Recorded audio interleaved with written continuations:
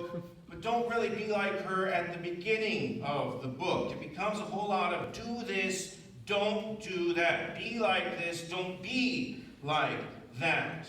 Indeed, the primary commentary I used in leading the Bible study that I lead was very, very disappointing to me. It's a very good author. You would know the author. I think most of you would know the author if I mentioned his name, and it comes from a very good Reformed publishing house. But it's very disappointing to me because this is what he does through most of this book. Now, I don't want you to misunderstand me. There's nothing wrong necessarily with what people say about these characters. Yes, you don't want to be like Haman, who, if you don't know, is the enemy of the Jews in this book. He's the prime minister, basically the second most powerful man in the empire, and he uses his power to trick Xerxes into passing this law which condemns the Jews to death. So yes, you wouldn't want to be like Haman. Yes, it would be good to be like Mordecai and to be like Esther at the end of the book. But those things are not the main purpose, not the main point of the book of Esther.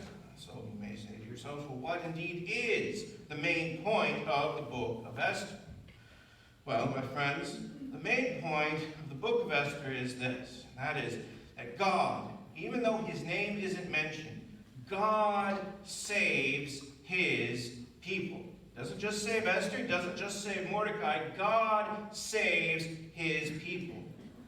Only he doesn't just do that. He doesn't just save his people.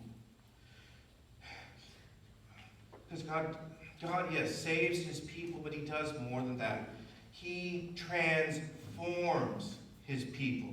You know, I think this is perhaps the most overlooked thing in the entire book of Esther by all the commentators, or at least most of the commentators and teachers. That is, God's people, are radically changed by the time you get to the end of this book. The book of Esther, the Jews, God's people, go from marginal to important.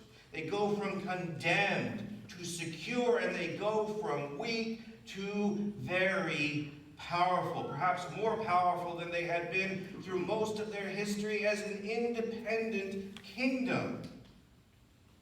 No, God's name is not mentioned in the book of Esther, but by the time you get to the end of the book of Esther, there can be no doubt that God has been at work.